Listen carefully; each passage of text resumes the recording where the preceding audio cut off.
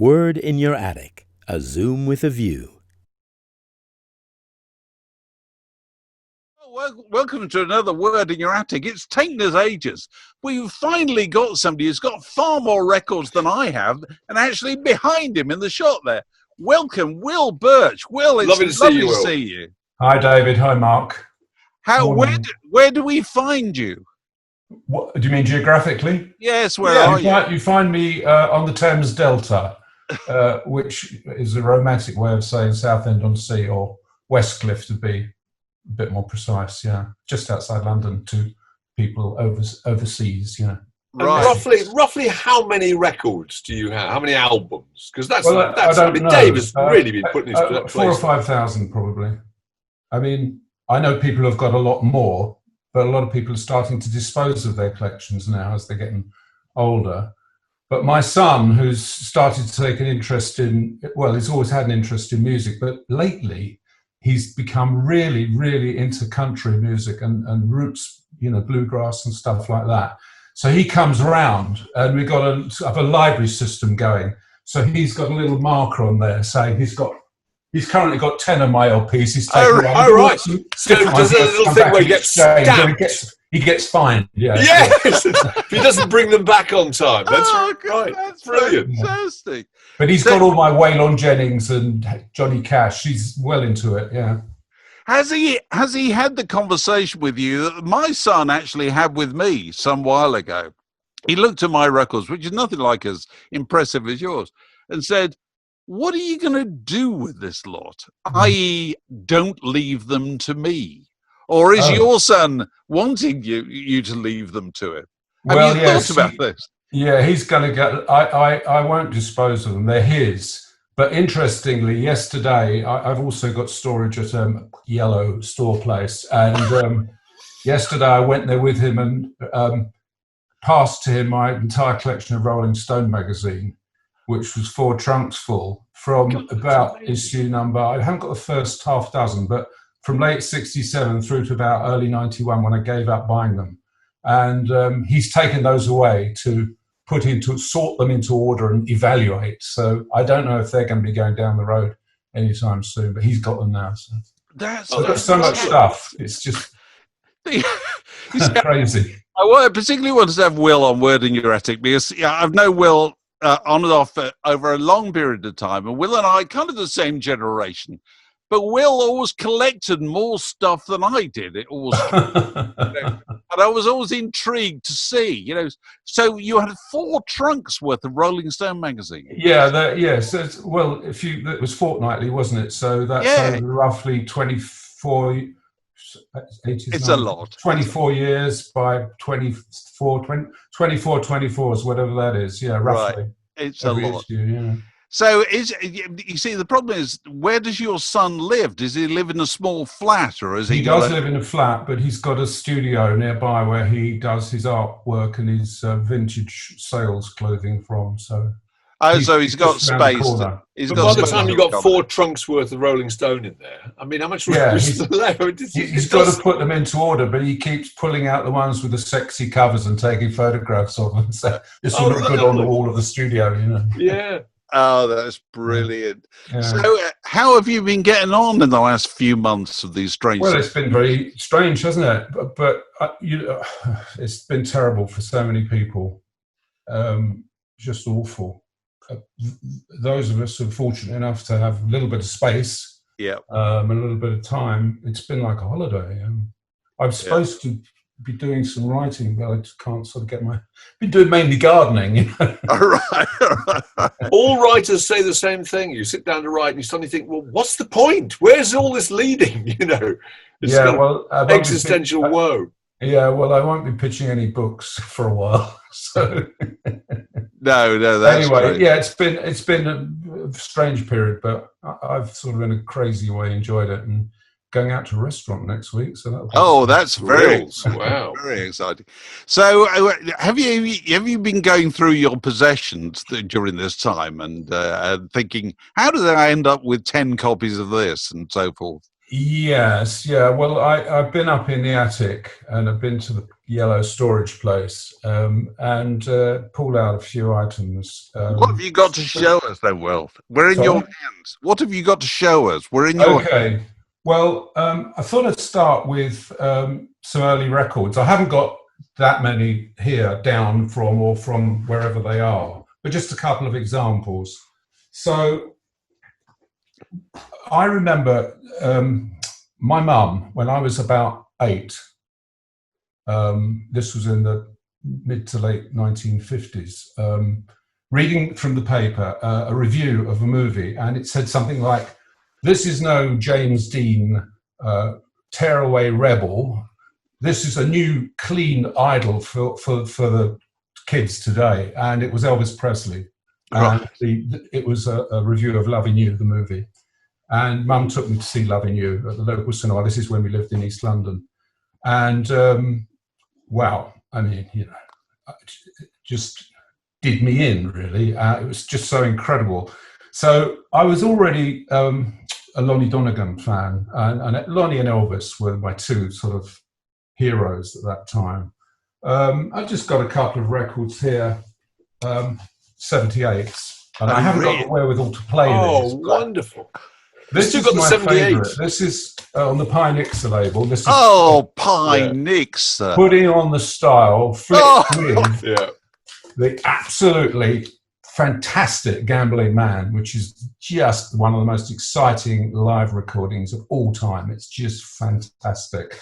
So this was played to, you know, within an inch of its life on the wind-up gramophone initially. In about 1957, it says here, recorded live at the London Palladium, Gambling Man, put it on the style. And then my favourite Elvis record, obviously I liked Hound Dog and etc., but from Loving You was the double-sided Party and Got a Lot of Living to Do. And I seem to recall, David, you recently did a blog or a piece about how 78 the record dealers would put them in their own promotional cardboard sleeves. Oh, well, yeah, not so well. All early 45s and all sorts. Yeah, with their own little adverts on them. Yeah. This is from Deeks and Son of Leytonstone High Road. Oh, lovely. Hold on. Gramophone specialists. I think it says agents for his master's voice. It would do. It would do. So this is Party and Got a Lot of Living to Do. That fantastic double. Oh, beautiful. But you've got no means of playing 78s anymore. No, not really, no. Not unless I go out and invest in a player. But of course I have the material on other formats if I want to listen to it. Right, yes, of course. Yeah, you probably can't get the needles anymore. Even I don't know. Well, those are the first 78s I think we've seen, Mark, hasn't it? They are. Yeah. I can remember in our household is the terror of dropping them, because if you drop them, they shattered, didn't they? They were shellac, weren't they? We had never felt more like singing the blues around which hangs a really embarrassing story, but that leads forward to 1965 or 6. But my 78s are up the top there. I'd only got 2 down because I have to go up the ladder. But there's a few up. There's not as many. There's not as many as I thought. You're afraid of heights. Yeah. There's quite a lot of Petula Clark, I have to say. Oh, right, good. No shame there. No shame at all. The last 78 I bought was Hootsmon by Lord Rockingham's 11. I bought, Mum bought for me probably, or it came out of pocket money. Yeah. But it did. I had bought a 45. And the first 45 I bought was Charlie Drake, Hello My Darlings. Oh, brilliant. His version of Splish Splash, the Bobby Darin thing. Yeah, so that was all around 58, I guess. And then, of course, 45s appeared. And my 45s are up there. Some of them, the others are in the storage unit. It's different postal codes. This is my Buddy Holly wallet. Oh, look at that. This is just like the EPs at the front. Oh, that is gorgeous. That's absolutely lovely. The best. Yeah. The best. Right, Buddy Holly, I love. And some 45s. But when Buddy Holly died in '59, I think there were some reissues. Some of his material was released after he died, but there were some late singles for the songs he recorded when he was living in New York in '58, '59. And I didn't have them, but I went to there was a local secondhand record stall in the market in Southend, run by a little guy who looked straight out of, I don't know, Del Boy type of character. Yeah. And I went there, and he had about 4 or 5 Buddy Holly 45s, second-hand, at about £5 each or something. So I bought them. But the guy who'd owned them, or the girl who'd owned them before me, in memory of Buddy Holly, he'd taped a black border, a taped border, around each sleeve. So, What to Do, True Love Ways, all the latter stuff, Moonbeams or whatever, Moon Dreams. And so he was obviously a big Buddy Holly fan. Here are the black tape around That Makes It Tough. And that's really touching. The game. Yeah. He'd put pictures on as well, Buddy. Oh. And then the later, there's more black tape. Peggy Sue got married. Yeah.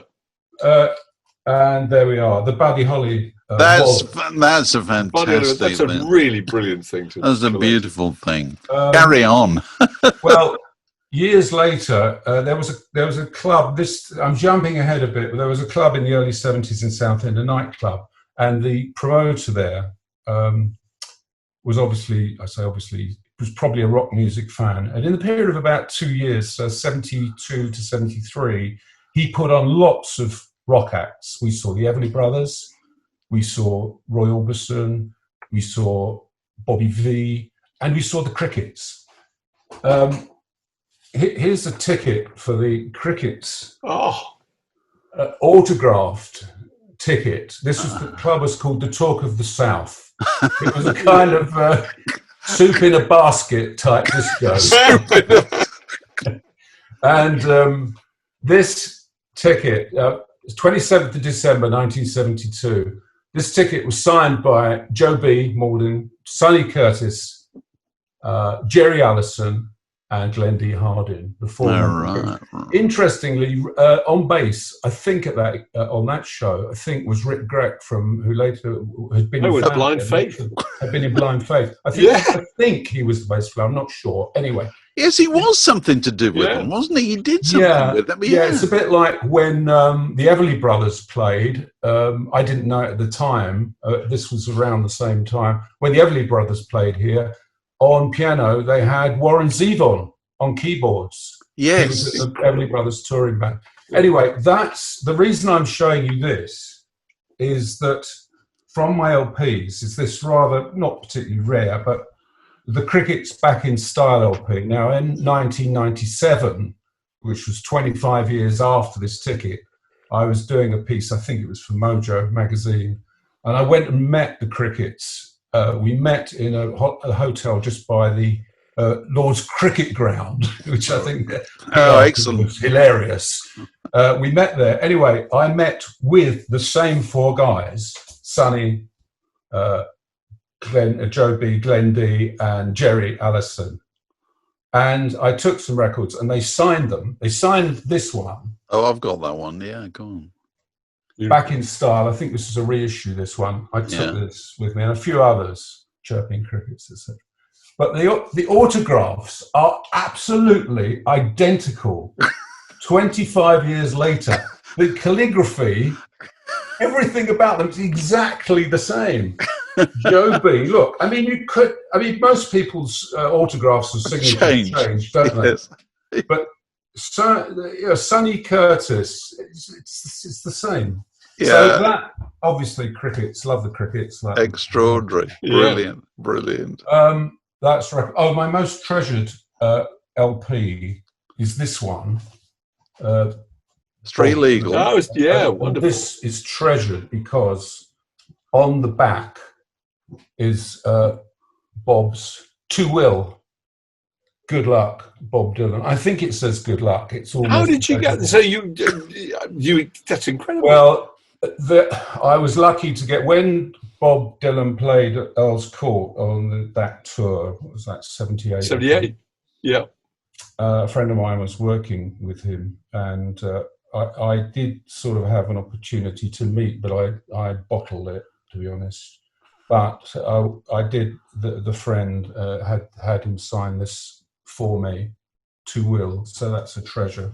Well, absolutely. Quite a good record as well. Yeah. And you bottled it because presumably you thought it might be a disappointment. Did I? Sorry? You bottled it because you thought it might be a disappointment. Oh, God, when you can't meet these people. No. Well, Dave met Dylan. Extraordinary event, yeah. Yeah, anyway, I didn't. So that's a few records there on that topic. Right. Beautiful. By the early 1960s, I'd become a crazy music fan. Of course, the Shadows were the group, and I'd been in a school skiffle group when I was about 10, playing the banjo and singing Lonnie Donegan. He takes a worried man to sing a worried song, with a teacher on piano, sort of holding it all together. Mr. Stokes on the side of the stage. Anyway.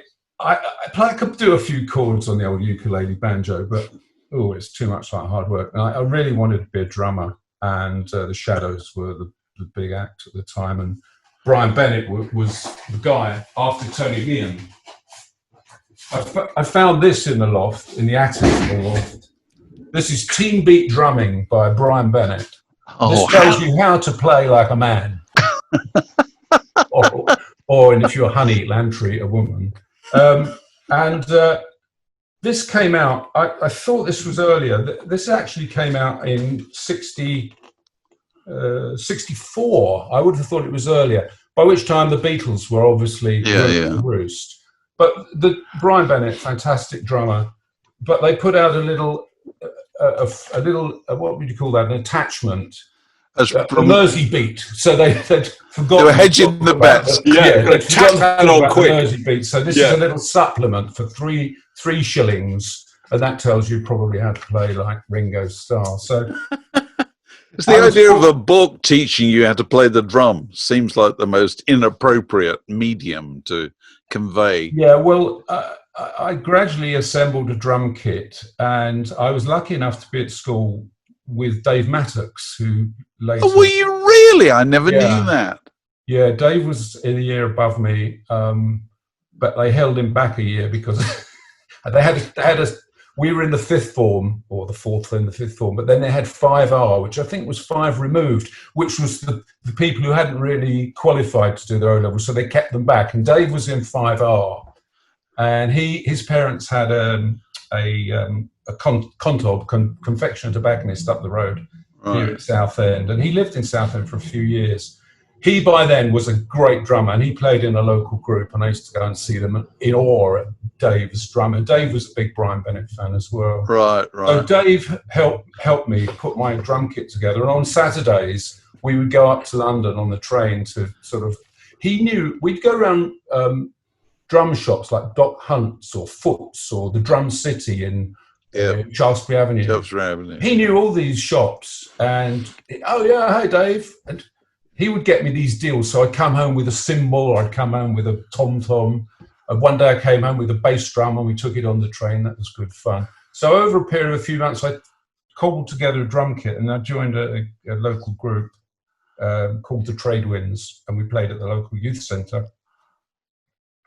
In 1965, the BBC came to the youth centre because they were making a documentary about. It was called the Schofield Report, and it was about the sex and teenagers. It was the sexual activity of teenagers, sort of a sociological study. And they filmed it in Southend. So they had like 10 boys lined up, and 16 and 10 girls.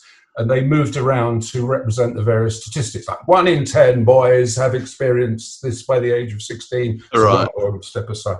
Anyway, they wanted a group, and we happened to be playing in the youth club the night they came to recruit these teenagers. And they said, "Oh, you can be in the film." So we got the gig. We recorded 2 tracks at the BBC Broadcasting House in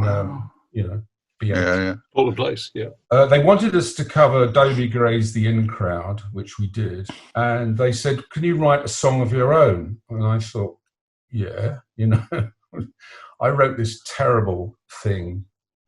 It's a long story. Anyway, it was something like, "We grow our hair and we don't care."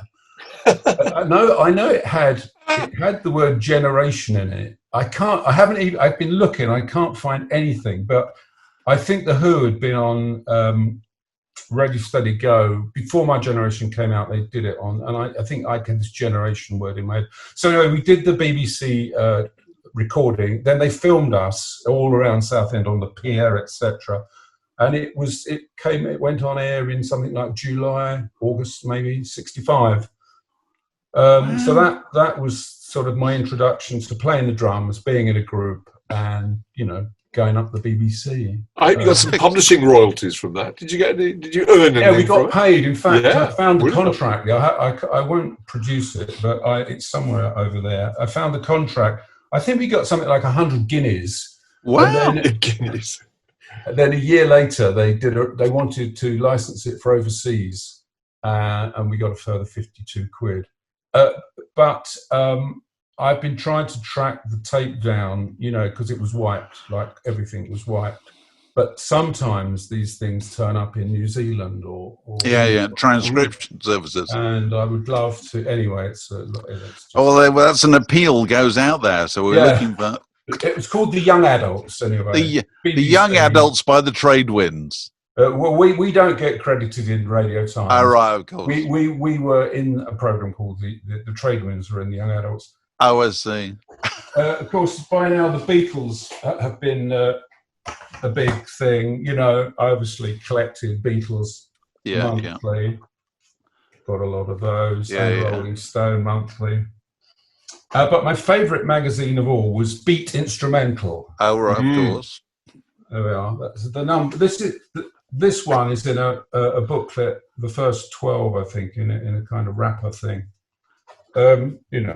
This was all going on. And this, Jet and Tony, this was all about musical instruments, really. It was for would-be musicians, Jet and Tony. You can imagine they're all at the top with Vox, all that Dwayne Eddy and all that.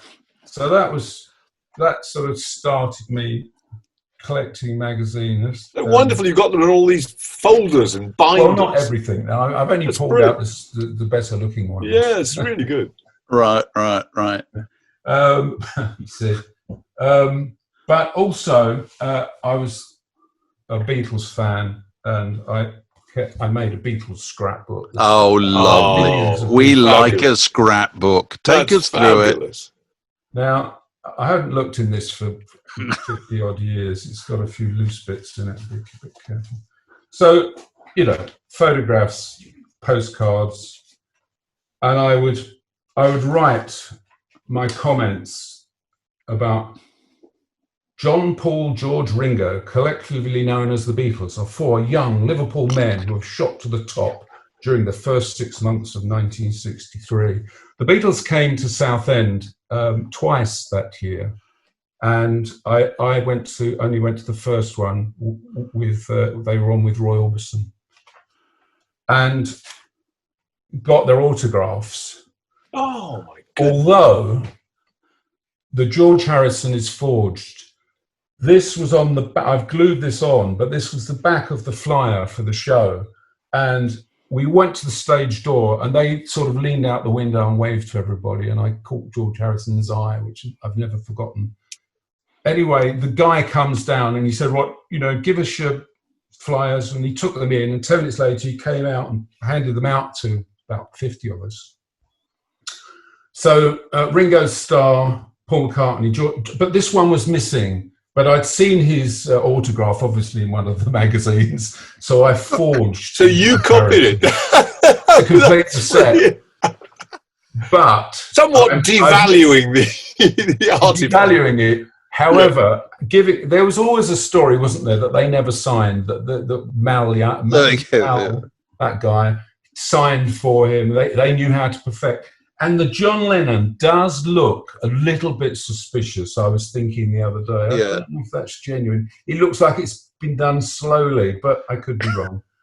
Anyway, the Beatles. George Harrison could do all of them. I interviewed him once, and he signed all 4 of them impeccably. So there's an irony. So that's funny. When the Beatles came back later that year, they were of course huge, and the tickets went on sale on a Sunday morning at the local Odeon, and queues started forming on the Thursday evening. And I used to go down and monitor the number of people in the queue. The local paper covered it, but I'd write, 10 o'clock Friday morning, 420. Anyway, by the time they opened the box office on the Sunday morning, the queue, probably a couple of thousand people round the block, up the road, round the street. It was incredible. And I've got some photographs of that somewhere. I also did a beat club, beat groups book I used to keep. I write about discographies, and like a lot of other people, the top 30, which I copy from the NME, I think, every week I put new releases, Tornadoes and Jet and Tony literally leaped to the top.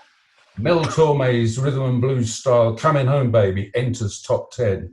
So I'd keep kind of notes about what was happening with the records, the Bumble and the Stingers. Oh, that's fantastic. So, but obviously the novelty of doing that did wear off fairly quickly as I became more busy on the drums and was leaving school and so forth.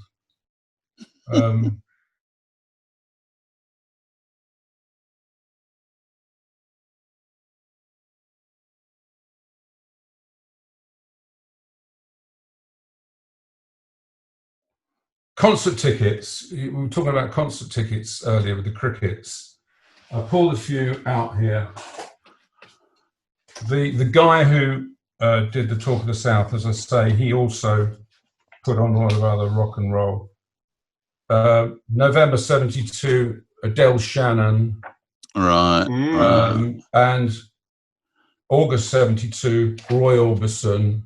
Yeah. And there were lots of others. I think I've got Bill Haley and the Comets, Gene Pitney. But I was looking at some gig tickets. Well, really, at the price of how inexpensive they were. Mm-hmm. I mean, I started work in the mid '60s, and I was on about £6 a week, so it wasn't too painful to pay 10 shillings to go to the Marquee or whatever it was. But they talk about secondary ticketing today. Now, I don't get secondary ticketing. I've tried to sort of analyse. I don't know why. How does it work? Well, it's a very interesting topic. But back then, you could go. We went to the Royal Albert Hall. We saw Mothers of Invention. We saw Tiny Tim. And on the 26th of November, '68, we saw the Cream final performance. There's a pair of tickets there. Oh, hold that up. Oh, let's see that. Wow. God, that's amazing. 30 shillings. 30 shillings. 30 shillings, 2 tickets. I don't know who was with me, but obviously I was a bit bossy and kept both of the stubs. Not that I knew I'd want them 50 years later. But it doesn't say who the act was, but obviously it was Cream. And we were in the arena, so down by the front of the stage, row 6, so right near the front. Decent seats, yeah. Seats 1 and 2. But when the documentary came out, Goodbye Cream or whatever it was called, it was on the telly, wasn't it? And Tony Palmer. I think I've got a DVD of it. There's a bloke on the end of the aisle doing this, like this, all the time to Sunshine of Your Love or whatever it was. Yes. And he was right almost in front of me, and it's so annoying. And I'm in the film sitting behind him going, like this. But the reason, and also tickets here, this was for Tiny Tim at the Royal Albert Hall. That was the month before, 3 weeks before, October 30th. But in those days, you could get these tickets, I kid you not, by sending a postal order. Postal order. Or a cheque to the Royal Albert Hall box office. Yeah, absolutely. Stamped addressed envelope, and these would come back to you. They would. The post. They would. And we were right on the case, and this is how we got these good tickets quickly. We also used a bit later Keith Prowse ticket agency. You could get them if you knew. I don't know, whoever it was were playing the Royal Albert Hall Festival Hall. Eagles at the Festival Hall, for example, 73. This is a bit later. You could just stroll in if you were on the case. You could stroll into Keith Prowse and buy tickets. Yeah, you could.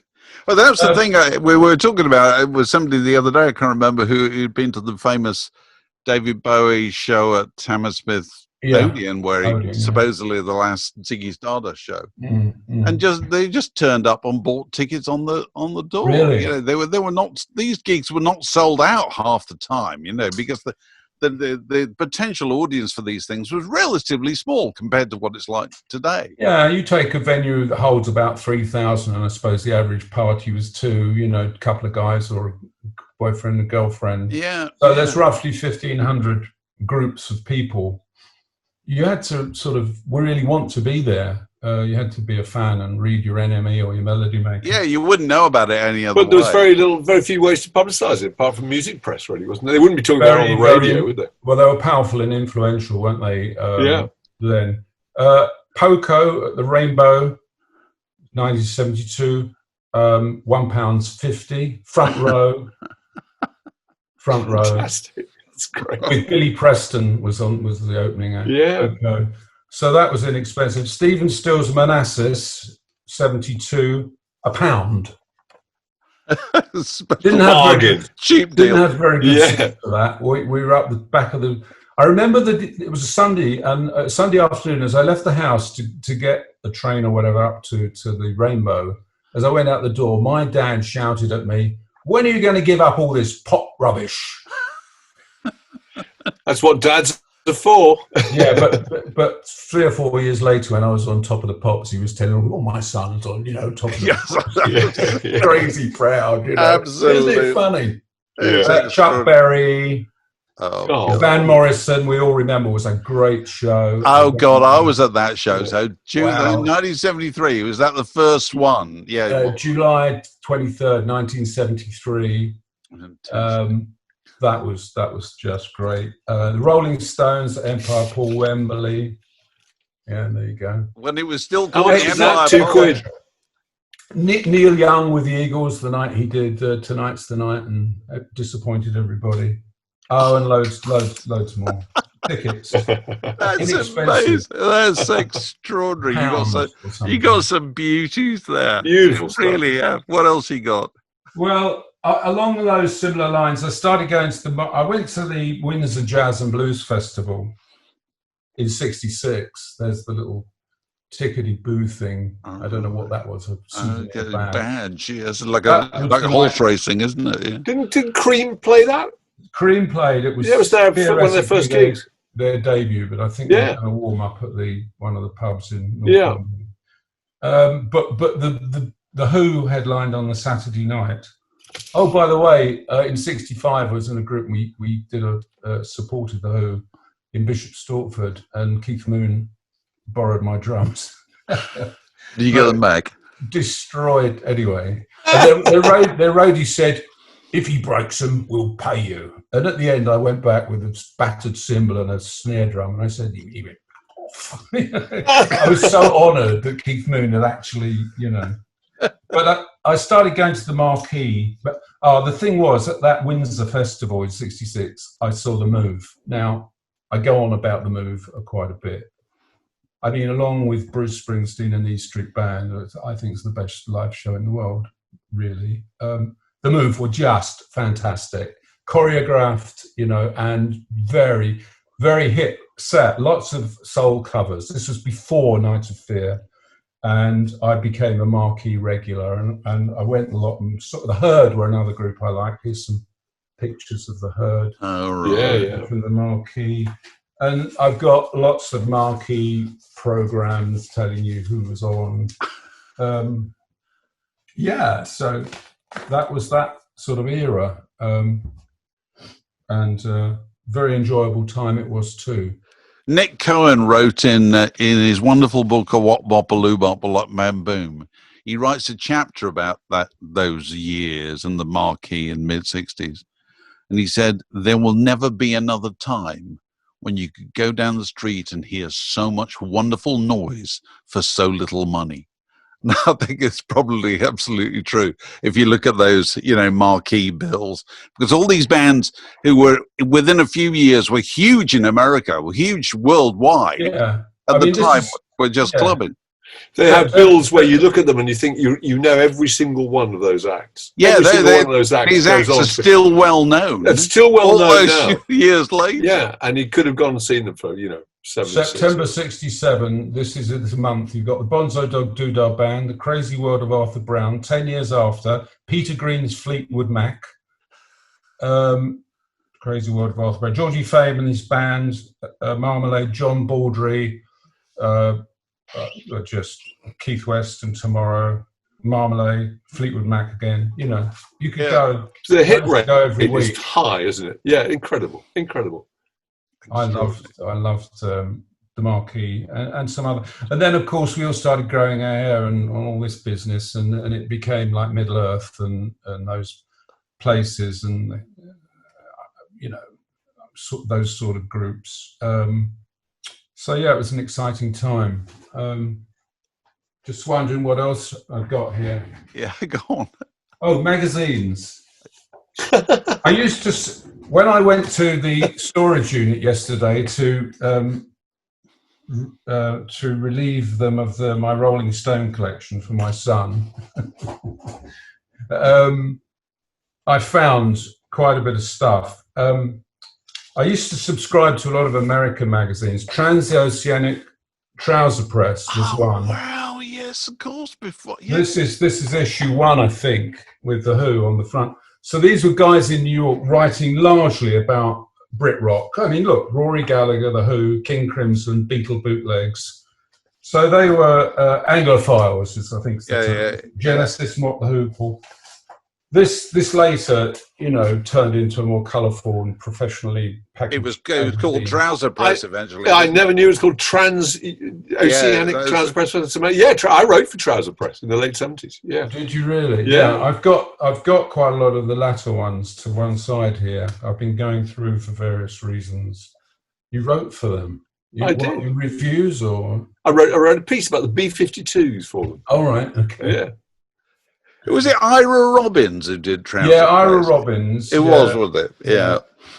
And years later, when I was in the records, we toured, over there. I did an interview with the guys. I said to them, I used to buy your magazine. Oh, you were the bloke in England. Yes. Postal order, whatever it was. Yeah, absolutely. Yeah. I can't believe you did that. And another thing which was very useful those days, a bit later, Time Out magazine. Right. Oh, God, that's early Time Out, small format. Yeah, 1 and 6. Yeah. Okay. When it was done by Bob Harris with Tony Elliott. It was. Yeah, he was Tony Elliott, wasn't it? And Bob sold Harris on street corners. Yeah, in Oxford Street. Yeah, amazing. Well, it was so useful, but today, of course, we've got the internet. So you cannot get over to people how you could not live without Time Out in the 1970s, because it's the only way you find out the phone number of your local cinema and all that sort of stuff. It was a very useful manual to social life. It was extraordinary. Yeah. So I've obviously got scrapbooks, so a little bit later the Kursaal Flyers got going, and I'll talk about that in a moment, but Kursaal Flyers scrapbook, like you do, So those are your reviews, presumably? Max Bell reviews us at the Central London Poly. Today, Central Poly, tomorrow, the world, he said. Well, one hit record, and then, anyway, that was the Kursaal Flyers. And then I was in the records, and, more So you kept your own press clippings. Fabulous. Yeah. David, I saw you several times. Did you? Brilliant group. Yeah, I saw you at the Marquee. You were fantastic. Presumably. Yeah, Marquee. You were brilliant. We went to America. We had a little bit of success with our song Starry Eyes, and we went to America in 1970. Well, we went there in 78 because we were on the Stiff tour, B-Stiff tour, and we were Rachel Sweet's backing group. Oh, right. But the condition of backing Rachel was that we get our own spot in the show, and to my amazement, Stiff said, yes, you can have that. And we recorded Starry Eyes, which we pressed up. So by the time we got to the gig in New York, at the bottom line, the record was out on import, and it immediately went on the radio there and did fairly well. When we came back in 79, oh, by the way, when I was talking earlier about the crickets, this is one of my treasured possessions. This is me with the guys in that... right. In that hotel near Lord's Cricket Ground. Yeah, brilliant. 97. We met lots of interesting people in America in 79. These two guys. I can't see. Is it Jerry Garcia? I can't see. No, it's not. No, who is it? Flo and Eddie. It's Flo and Eddie. Yeah. Yeah, at a radio station. I did a thing there with them. They seemed to crop up everywhere we went. They were pretty about kind of guys. But later that night, I think this is in Long Island.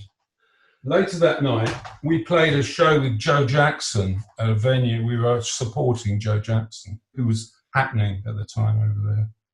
And backstage was this guy. I'm trying to say Billy Joel. Billy Joel on the left, yeah. Oh, wow. Yeah, Billy Joel came into the dressing room and started talking to us, and we had this. Now, you will notice that I'm wearing a fashionable slim tie at the time, and Billy's got a tablecloth around his neck. And Billy Joel actually said, "Hey, man, where do you get those thin ties?" He actually asked that question. So I said, there was a little shop in the Holloway Road or something. Stuff. Anyway, we traded ties. Oh, really? So shortly after that, Billy had this, was actually a knitted tie, the silver knitted tie. Billy got that, and I got his kipper, which I don't still have. Although, talking of ties, that's fantastic. I'm going off on a tangent here. I do have... you changed his career. I do have the Nick Lowe Jesus of Cool tie. Oh, Jesus. Oh, that's lovely. Oh, that's fantastic. Great. That's great. But the thing was about Billy Joel, he was very, I mean, God, he was a superstar. He sold millions of records. I mean, I shouldn't really knock the guy, but he seemed very insecure, and he could sense there was something. I'm not talking about the records. He was talking about the general new wave punk thing. Vibe, yes. Got to America by about 79. Started, the cars and all that. And he actually he started. We'd done the tie swap, and then he started going off. He went off on something, and I said something really crass, like, "Oh, yeah, well, man, hey, rock and roll," or I was probably drunk, and I said something really daft, and I swear that's the night he went home and wrote that song, "It's All Rock and Roll to Me," because what it comes over in that song is exactly the conversation almost that we've been having about, he knew something new was happening, but he couldn't quite put his, he'd had the haircut by now. Yeah. Anyway, that was that was fantastic. Great story. It's your tie. Yes, another magazine, very important, Zigzag. Of course. And with John Lodge and Justin Hayward on the cover. Yeah. Well, I've only got this issue because it's got inside it the Southend family tree. The Pete Frame did. Wonderful. But I do happen to. We talked about larger, outsized, I think was the topic. Yeah. Outsized prod. Oh, it back. Oh, you've got it. Is that the original? That's this is fantastic. the original artwork by Pete Frame. That really is beautiful. Fantastic. Which goes on the wall up there. I've had to bring it down this morning. That's delightful. Yeah, Pete very kindly gave that to me some years ago. I've got a couple of others originals as well, of Pete's trees. Anyway, that was Zigzag and a big picture. Yeah, that's fantastic. And then more recently, we did this Kursaal Flyers CD, 4 CD set, and with Cherry Red Records, I think. And I had to trawl through all this stuff to get material for the booklet. So I just assembled a little bit of it to show you.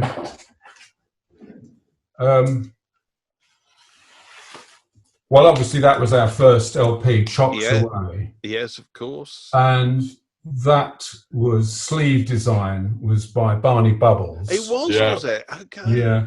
And one of my other treasured possessions is a few years later, I used to hang out a bit with Barney when he was doing stuff with F-Beat, Nick Lowe and Elvis Costello and all those guys. And Barney very kindly painted for me a bass drum head, a bass drum front. Now, I don't know who the Blue Jeans are or were, certainly not me, but that was a bit, I think it was some group he had, some fictitious group he had. Right, fantasy group. The Blue Jeans. Oh wow! Did that bass drum. So you got a Barney Bubbles original. Yeah. He was such a sweet guy. I love Barney, tender soul. Yeah.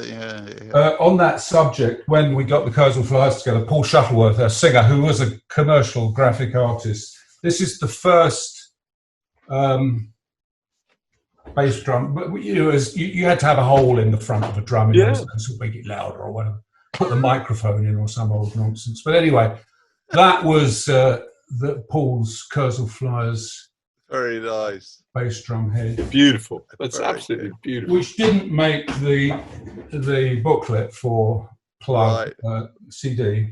But a few old items here. Obviously, all the records, 45. Of course, you're in UK, yes. Yeah, UK.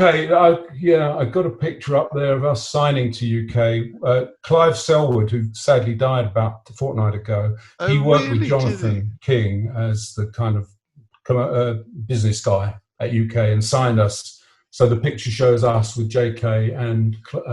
So I didn't realise Clive Selwood had died. Was Clive Selwood? Wasn't he also instrumental in Dandelion? Yeah, he worked with John Peel. John Peel, didn't he? Yeah, he did all John Peel's record stuff. Yeah, but in those days he was working with Jonathan King. Yeah. So we signed to Jonathan King. We did a couple of albums with them. The other one was called The Great Artiste. This is our European tour booklet, blah, blah, blah. Then we had a hit record. Here's the sheet. Little does she know. I remember you on Top of the Pops, We signed to CBS. Mike Batt produced this. Right, of course. Yes. A few other bits. This was the first poster Paul did for the Kursaal Flyers when we played at a local pub. It's Stratford Johns. Stratford Johns, of course. He did an ad, didn't he, on television for dog food or something? And if she likes them, I like them. Paul was great at that. Here's us at the Shuttleworth Air Museum. Oh, right. Blah, blah, blah. Yeah. Here's a little hat they gave out at the Reading Festival. One of these things, you know, one of those. Yeah. Paul Conroy's itinerary. Paul on the front of NME, which was great to get the front cover of NME. Yes. Yeah. What year was that? When was that? That was when 76, when we had the hit record. Yeah. Right. on top of the pops, and then we're also on the front of Disc and Record Mirror or whatever it was called. Oh, right.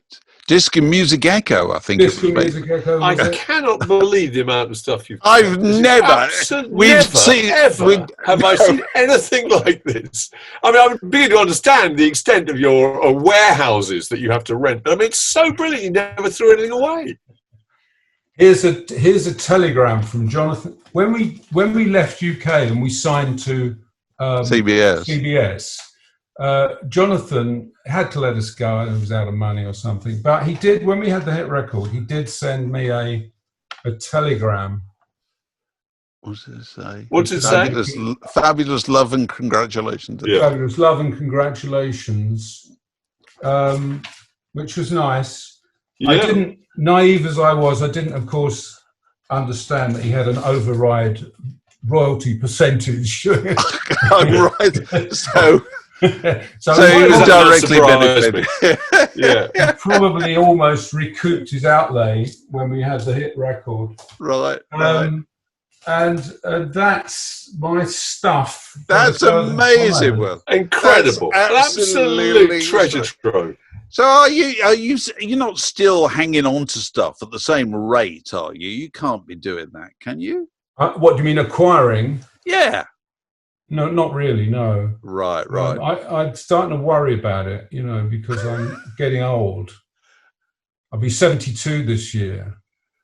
And although I, don't like to be feeling fairly fit, but I just wonder what's going to happen to like we all do. What are we going to do with all this stuff we've collected? This is You've got it, I've got it. What? We've got kids, maybe. There's only so many archives and museums, and they've probably got all the Rolling Stones they want now. Well, no, I think you'd be surprised about that. Somebody suggested I put this idea out on social media a while back. What do I do with this stuff?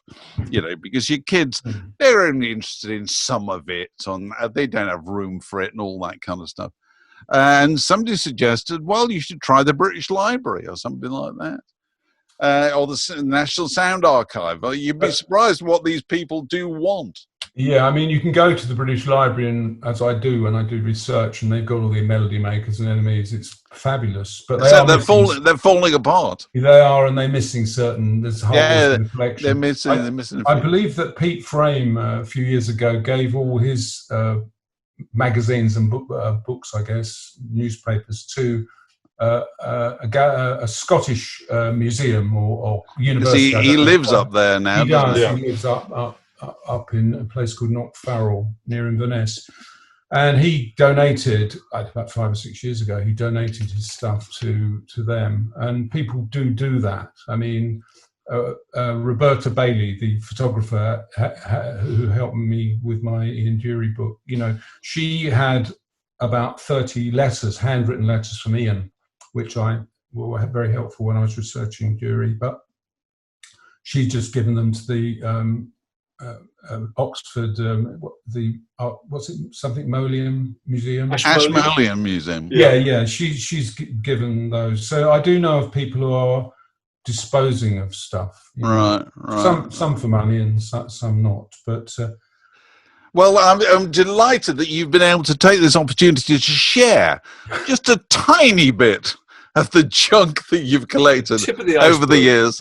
We like to feel we're performing a social service in making you feel justified in hanging on to it and making other people get entertainment out of it. So, Will, it's been delightful talking to you. Finally getting to see just this corner of your massive stash of stuff. I shall have to come and see it in person at some stage in the future. Yes. When this whole bloody war is over, as we say. But, yes. Well, it's been a delight, David and Mark. Absolute joy. It was brilliant work. Time. And I've been watching your various, quite a few people. I had friends of mine who've done these things. Good. And I've been watching them, I've seen Barry Wilson and Nigel and Tracy McLeod and blah, blah, blah. So they've been really entertaining. So good. And I've really enjoyed doing this today. So thank you. Well, you've been brilliant. Thank you so much. Thank you very much, Will. That's great. Cheers. Bye. See you. Bye. Bye.